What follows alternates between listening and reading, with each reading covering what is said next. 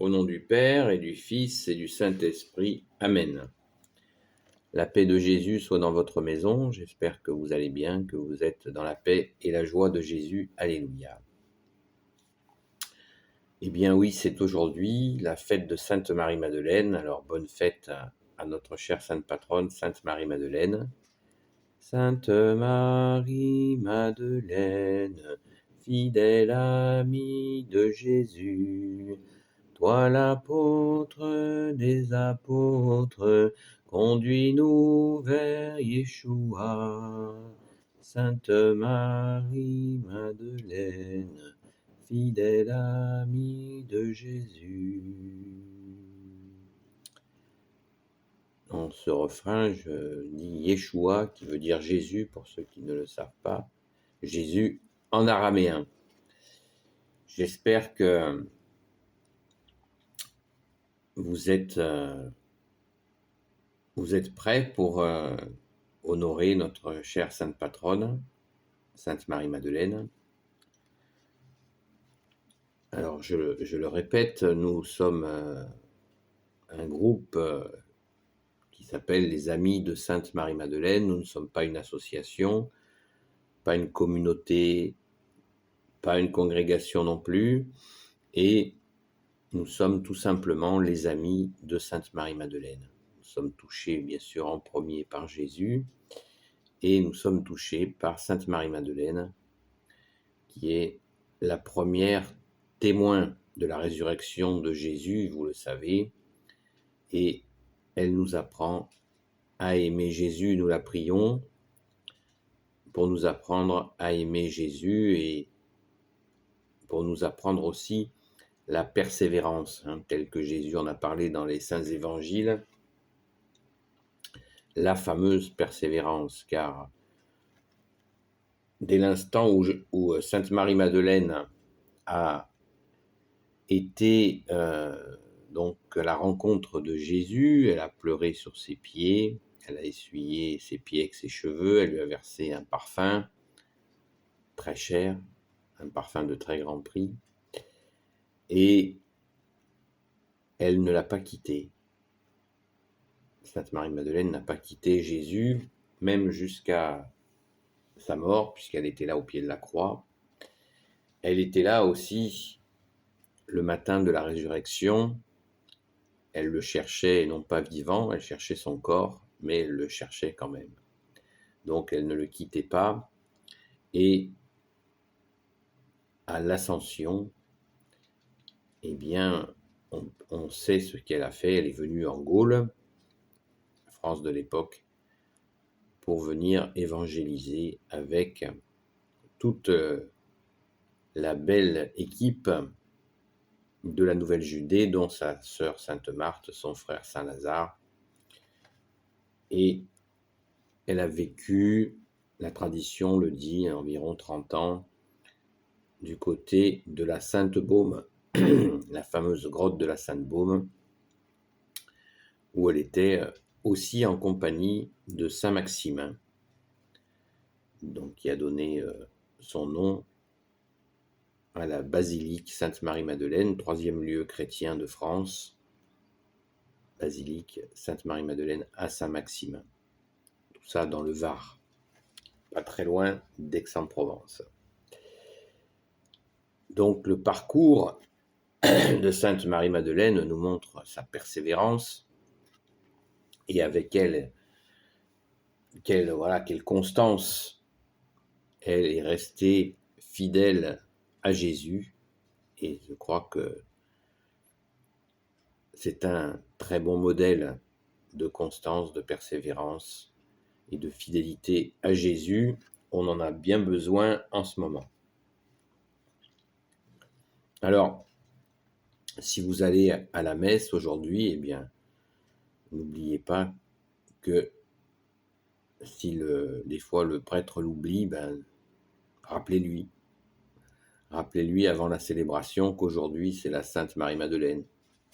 C'est peu probable qu'il oublie, mais on ne sait jamais. Donc, afin qu'elle soit nommée pendant la Sainte Messe pour Quand on remercie Sainte Marie-Madeleine, on remercie Jésus, hein. Il n'y a pas de doute là-dessus, puisque c'est lui qui l'a pardonné, qui l'a choisi, hein. Ça, c'est absolument magnifique d'en prendre conscience. Il l'a choisi pour se montrer ressuscité le matin de la résurrection. C'est vraiment central. Pourquoi Sainte Marie-Madeleine? Eh bien, on peut faire de nombreuses hypothèses. Pourquoi Jésus a choisi de se montrer ressuscité? Pourquoi il ne s'est pas montré à sa propre mère, par exemple? Notre mère, Marie. Les évangiles nous disent bien qu'il s'est montré à Sainte Marie-Madeleine. Et les évangiles, vous savez que les évangiles ont été écrits dans l'Esprit Saint, donc c'est la vérité. Eh bien, on peut formuler une hypothèse que Jésus s'est montré ressuscité à Sainte Marie-Madeleine pour montrer la puissance de son pardon. Alors que cette femme était condamnée par les gens parce qu'elle avait une vie, elle était, on va dire qu'elle était fêtarde et non pas prostituée, ça c'est une supercherie, qu'elle était fêtarde, qu'elle avait certainement des goûts de luxe, et comme beaucoup de femmes très belles, jouaient de la séduction certainement, enfin peu importe, tant de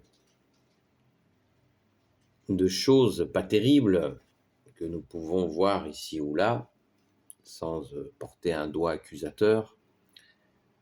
Et Jésus lui a donné son pardon, et publiquement en plus. Quand elle est venue pleurer sur ses pieds, eh bien, les gens se disaient, mais c'est pas possible. Ça, est-ce que Jésus se rend compte de qui est cette personne? Et Jésus lui a dit, parce que tu as beaucoup aimé, tes péchés te sont pardonnés. Et les gens se sont offusqués que Jésus donne le pardon. Comment se fait-il que Jésus donne le pardon? Seul le Père donne le pardon. Et bien Jésus, qui est fils de Dieu, peut effectivement lui aussi donner le pardon, et il lui dit, va en paix, ta foi t'a sauvé. Et c'est à cette personne qu'il a pardonné publiquement que Jésus se montre ressuscité. Comme si Jésus, ça c'est mon interprétation, hein, vous en faites ce que vous voulez, comme si Jésus voulait valider ce pardon public qu'il a donné à Sainte Marie-Madeleine. Une façon de dire, oui, celle que vous appelez la pécheresse, eh bien, je l'ai pardonnée, car je suis le pardon vivant, dit Jésus. Et ça c'est absolument central. Et peut-être que Jésus a voulu nous montrer la puissance du pardon, cette puissance du Messie pour l'éternité, le seul Messie. Jésus est le seul Messie pour l'éternité. Moi, je trouve que ça, c'est tout à fait, on peut tout à fait interpréter ce choix de Jésus de se montrer non pas à sa très sainte mère, notre mère, mais à Sainte Marie-Madeleine, car sa mère, la très sainte Vierge Marie, est l'Immaculée Conception. Elle est pure, elle est sans péché, sinon elle n'aurait pas pu recevoir en son sein le Fils de Dieu. C'était impossible. Et Jésus montre le pardon, montre la puissance de son pardon. Sainte Marie-Madeleine est porteuse de cette puissance du pardon de Jésus, du pardon total, comme Saint Pierre a été pardonnée par Jésus, et Saint Pierre a fait des miracles jusqu'à ressusciter des morts. Vous imaginez la puissance du pardon. Eh bien, Sainte Marie-Madeleine, c'est la puissance du pardon manifestée. Je vous invite à le méditer en cette fête de Sainte Marie-Madeleine. Merci Jésus pour ta grâce, pour notre grande sœur, notre chère Sainte Patronne, qui nous pousse toujours vers toi, jamais vers elle. Les saints, ils sont comme ça, hein. Les saintes, c'est pareil. Ils nous poussent vers Jésus. Ceux qui imaginent que les saints nous gardent pour eux, n'ont rien compris à la sainteté. Les saints et les saintes de Jésus nous poussent vers Jésus. Ils prient pour nous, ils prient avec nous. Merci à tous les saints et saintes amis de Jésus. Merci Sainte Marie-Madeleine de ne pas te lasser de nous apprendre à aimer Jésus et à lui être fidèle. Amen. Béni soit le Père, le Fils et le Saint-Esprit. Amen. Ô Jésus, toi qui peux tout et qui portes tout, toi le Sauveur, toi l'Emmanuel, je te confie toutes celles et ceux qui regarderont cette vidéo, ainsi que leurs proches, selon ta sainte volonté, ô Jésus. Sainte Marie, Reine des cieux, toi l'Immaculée Conception, toi qui écrases le serpent, toi qui as la lune sous tes pas. Saint Joseph, toi le juste et le saint, toi le sage, toi la terreur des démons, toi le saint gardien de la sainte Église catholique apostolique. Sainte Marie-Madeleine, notre chère Sainte Patronne, bonne fête.